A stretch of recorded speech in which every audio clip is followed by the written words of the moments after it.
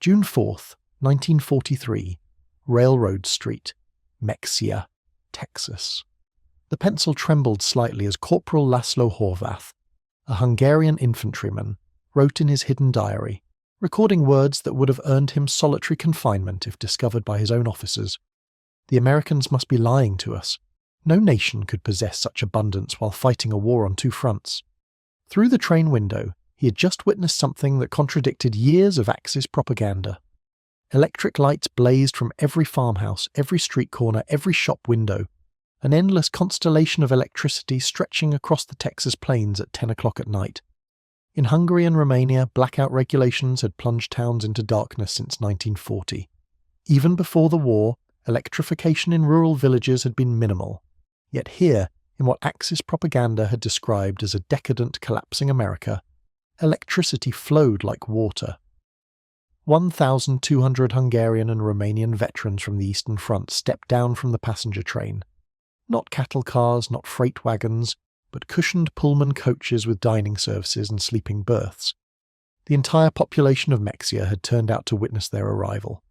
What none of them knew was that this moment would trigger a profound psychological transformation, a systematic demolition of Axis ideology through the sheer display of American industrial capacity.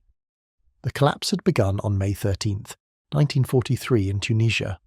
General Jürgen von Arnim surrendered along with approximately 250,000 to 275,000 Axis soldiers, Germans, Italians, Hungarians and Romanians. The numbers varied as scattered units continued surrendering over several days. Among the prisoners was Captain Andrei Popescu, a Romanian artillery officer, veteran of the Odessa campaign, wounded twice in North Africa. His diary, discovered decades later in the National Archives, would provide historians with one of the most detailed accounts of the psychological impact of American captivity on Axis soldiers. The journey from defeat to revelation began in the port of Oran, Algeria. As Popescu and 20,000 other Hungarian and Romanian POWs waited in makeshift camps for transport ships, American efficiency was already beginning to crack their preconceptions. The US Army processed thousands of prisoners daily, with an organizational precision that exceeded anything the Axis had achieved even at the height of its power. Identity cards photographed and filed, medical examinations completed, inoculations administered, Geneva Convention rights explained in fluent Hungarian and Romanian by American officers who had been trained specifically for this moment. But the first real shock came with the food. Private János Kovács, captured with a Hungarian mechanized unit, wrote to his mother 8 months later, "In the cage at Oran, while we waited for ships, the Americans fed us better than we had eaten in 6 months of fighting. White bread, real coffee, meat twice a day. We thought it was propaganda, that they were trying to impress us. We didn't realize this was their standard military ration. The Liberty ships that would carry them across the Atlantic were themselves monuments to American industrial capacity." The SS Robert E. Peary had been built in just 4 days, 15 hours and 29 minutes at Kaiser Shipyards in Richmond, California, a fact that would have been dismissed as impossible propaganda if the Hungarians and Romanians had known it. These vessels, produced at a rate of 3 per day at the peak of production, were returning from delivering supplies to the European theatre. Rather than sail back empty, they carried human cargo, up to 30,000 POWs per month by summer 1943. The 2-week Atlantic crossing in July 1943 provided the second phase of psychological demolition. Sergeant István Nagy of the 2nd Hungarian Army kept a detailed account that survived in letters to his family after repatriation.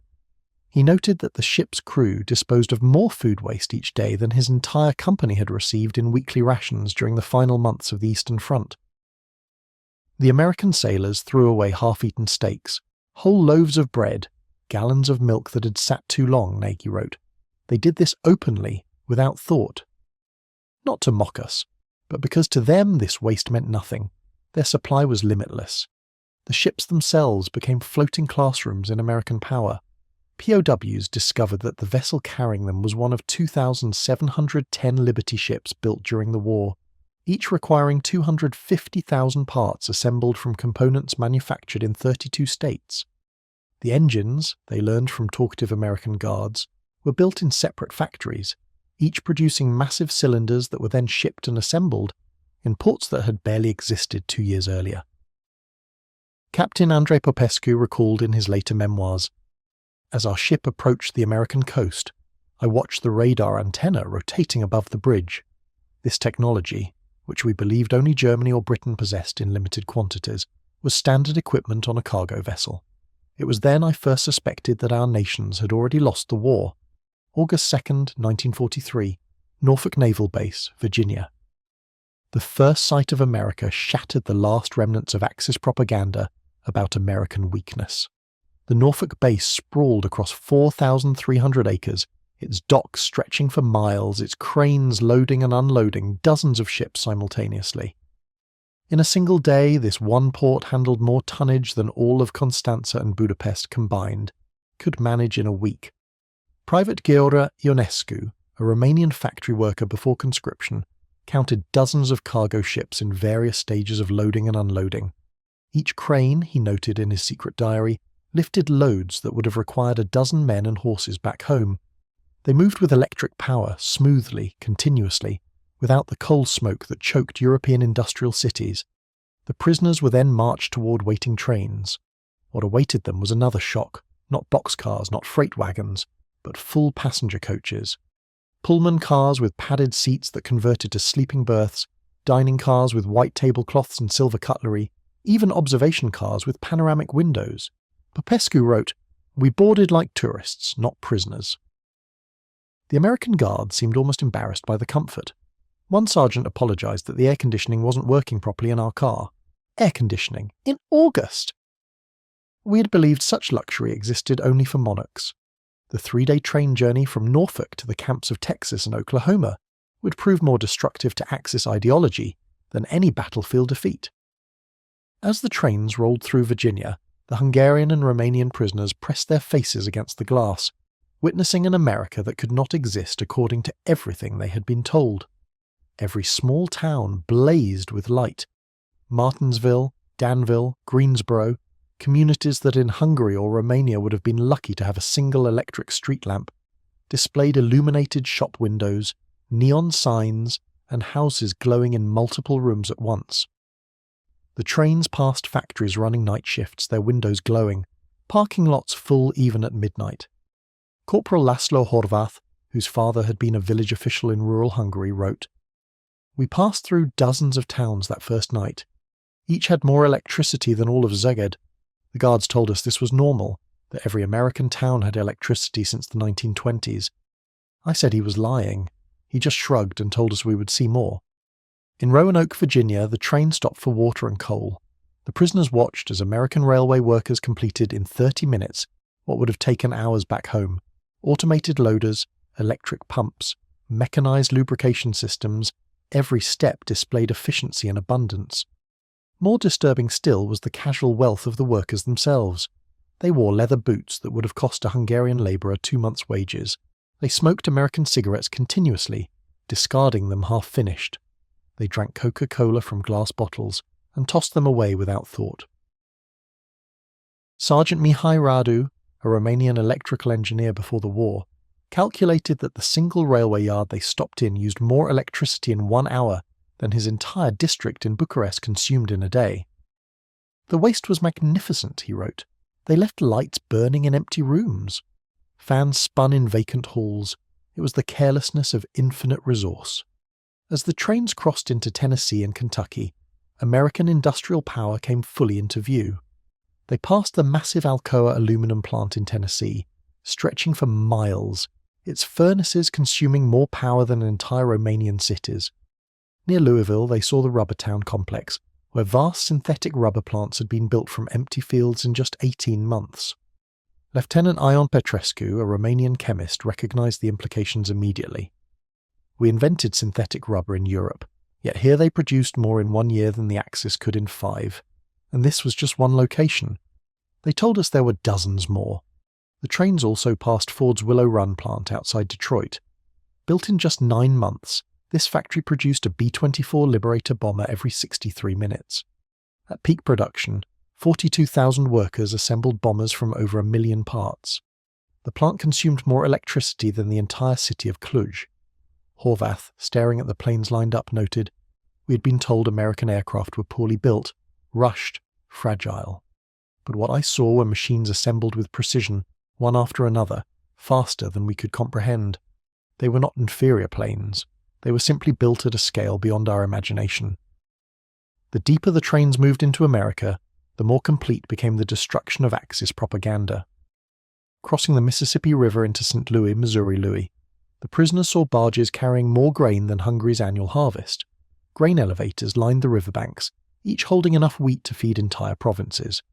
In Kansas City, they stopped at a stockyard where tens of thousands of cattle awaited slaughter. The air was thick with the smell of meat-packing plants. Prisoners who had lived for months on meagre rations stared at American workers eating beef sandwiches for lunch. Private Janos Kovac recorded, "They ate meat like we ate bread." No, that is wrong. They ate meat as we only dreamed we could eat bread. A guard bought us hamburgers from a stand near the station. Meat, cheese, vegetables, white bread for a few cents. He bought 20 without a second thought, paid with a single dollar. This was their normal food. The arrival at the camps themselves provided the next level of psychological demolition. Camp Hearn, Texas, built in just 4 months, housed between 3,000 and 4,800 prisoners, Hungarian, Romanian, and other Axis soldiers, in conditions that exceeded what most had known as civilians. Wooden barracks with electric lights, flush toilets, hot showers, and steam heating. Each building was constructed with more lumber than many entire villages in Transylvania possessed. The camp hospital astounded the medical personnel among the prisoners.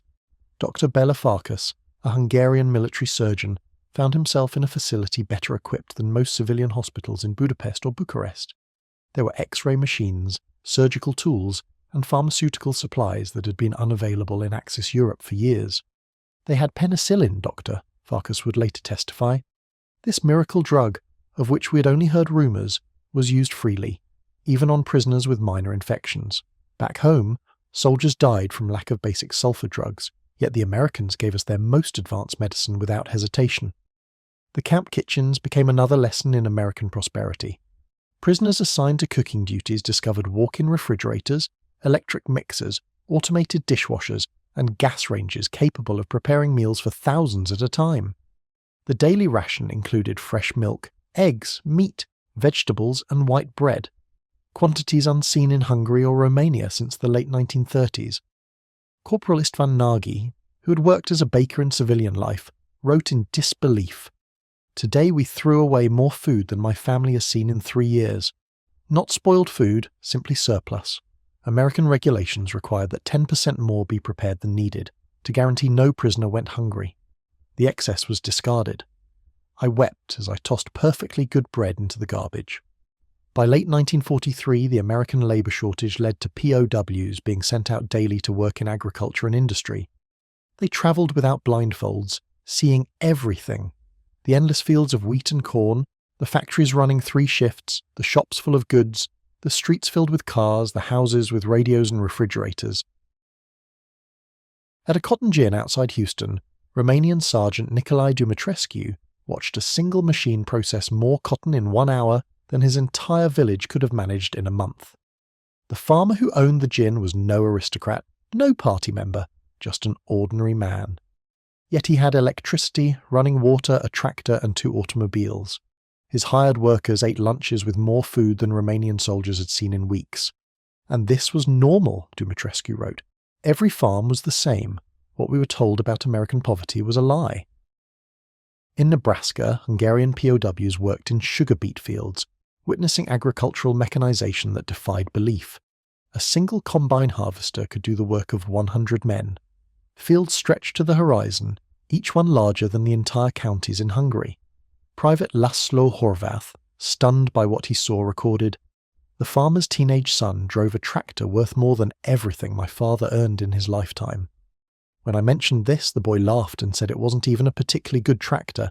His father was waiting for a newer, better model from John Deere." The most devastating revelations came to those prisoners who worked near or inside American factories. While Geneva Convention rules prohibited POWs from direct war production, they were allowed to work in industries that freed American civilians for military duty. This technicality meant thousands of Hungarians and Romanians witnessed US industrial capacity firsthand. At a Campbell's soup factory in New Jersey, prisoners watched conveyor belts and automated filling machines process more tomatoes in a single day than some Hungarian plants could handle in a year.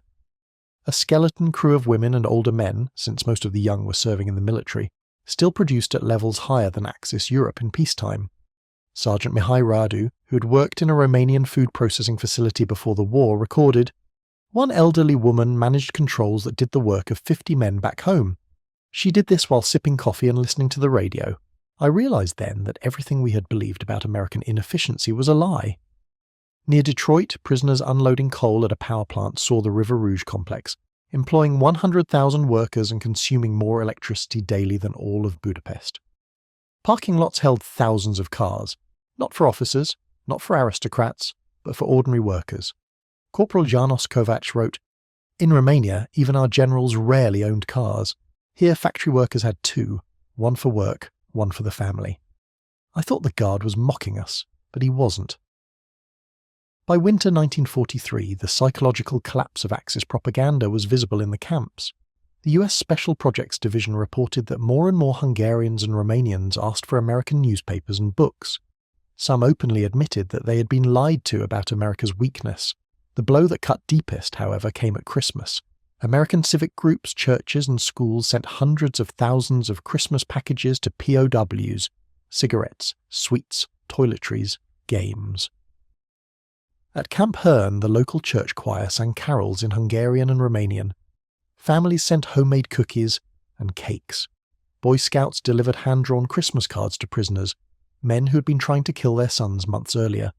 Lieutenant Andrei Popescu, who had lost his brother on the Eastern Front, wrote in his diary, "They know we are their enemies. Many have sons fighting against ours, yet they show us kindness, not hatred." What kind of nation treats enemies this way? Only one certain of victory. The Christmas feast itself was overwhelming. Turkey, ham, potatoes, pies, ice cream, quantities of food unseen in Hungary or Romania since before the First World War. Sergeant Istvan Nagy confessed, "We ate until we were sick. This was not for propaganda," they told us. "This was simply a normal American Christmas dinner. If they feed us like this, how do their soldiers eat?" I understood then why our armies could never win. By early 1944, thousands of Hungarian and Romanian prisoners were already enrolled in educational programs inside the camps. They studied English, American history, mathematics, even economics. Universities like Chicago and Stanford provided correspondence courses and sent lecturers. Prisoners who had been told that America was a nation of barbarians without culture discovered libraries filled with millions of books and professors, including Jewish refugees from Europe, teaching them science and philosophy without hatred. Lieutenant Dr. Bela Kovac, a Hungarian physicist conscripted from the University of Budapest, recalled, "American professors taught us freely. They explained atomic physics, chemistry, engineering, not to boast, but because they saw science as belonging to all humanity. They were years ahead of us, and they shared knowledge even with prisoners." Cultural shock deepened through cinema. Camps screened Hollywood films. The Hungarians and Romanians watched Gone with the Wind, seeing a story of American defeat and recovery that mirrored their own fears.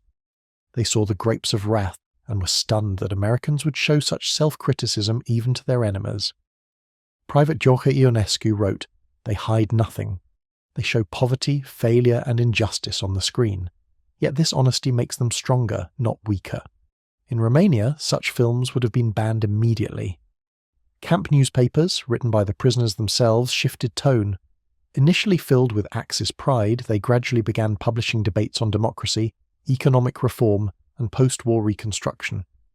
Anti-Nazi editors found their Hungarian and Romanian comrades increasingly receptive. Major Paul Newland of the US monitoring team reported in mid-1944, "The prisoners no longer argue when presented with American production numbers or democratic ideas. They have seen too much. Even the most fanatical among them have gone quiet. Many openly question what they were told about America. This transformation, sparked not by propaganda but by observation, was breaking down the ideological walls built by years of Axis rule." For the first time, Hungarian and Romanian officers who had sworn loyalty to authoritarian regimes began privately discussing democracy as a future for their homelands. As American production peaked in 1944, Hungarian and Romanian prisoners were brought to work sites that revealed the full scale of US industry. At the Higgins Boat Factory in New Orleans, POWs unloaded steel and watched as thousands of American workers, men, women, and even teenagers, assembled landing craft at a pace beyond comprehension. 700 boats per month left the facility, each requiring 20,000 parts. Sergeant Nicolae Dumitrescu, who had worked in Romania's shipyards before the war, later admitted, "In Constanța, we struggled to build a few ships each year. Here, Americans built more boats in a single month than our Navy had in total." And women and workers of every background did the job, as if it was routine. At Republic Steel in Ohio, Hungarian prisoners witnessed blast furnaces pouring out 10,000 tons of steel daily. Trains brought endless streams of ore and coal. Private Istvan Horvath, who had worked at the Ganz steelworks in Budapest, confessed, "I thought I understood heavy industry, but here they wasted more steel in spillage than we produced in our best year." Workers complained about overtime while achieving volumes we could not match with forced labour. Agriculture delivered an even greater shock. The summer harvests across the Midwest showed Axis soldiers the true scale of American farming. In Kansas, they saw wheat harvests where single farms produced more grain than entire Hungarian counties. Massive combines swept across golden fields, each harvesting 100 acres per day. Grain elevators stored volumes greater than Hungary's annual imports. Corporal Gheorghe Ionescu, a farmer's son from Transylvania, wrote, "One American farmer with machinery does the work of 100 of ours. They showed me aerial photographs, fields stretching for thousands of square miles. They could lose half their crop and still have more than all of Europe combined." In California's Central Valley, prisoners picked fruit in orchards that stretched to the horizon. Mountains of oranges were sometimes bulldozed into pits to stabilize prices. Lieutenant Andrei Popescu recorded the psychological blow. They destroyed food, perfect fruit, because they had too much. Back home our families starved, yet here they wasted abundance as strategy. It was not cruelty. It was proof of limitless supply. That broke something inside us. By autumn 1944, Hungarians and Romanians in American captivity had no illusions left. The material evidence was overwhelming. America's resources and industry dwarfed everything they had known in Europe. June 6, 1944. When news of the Normandy invasion reached the camps, Hungarian and Romanian prisoners experienced the final collapse of Axis ideology. The scale of the operation defied imagination.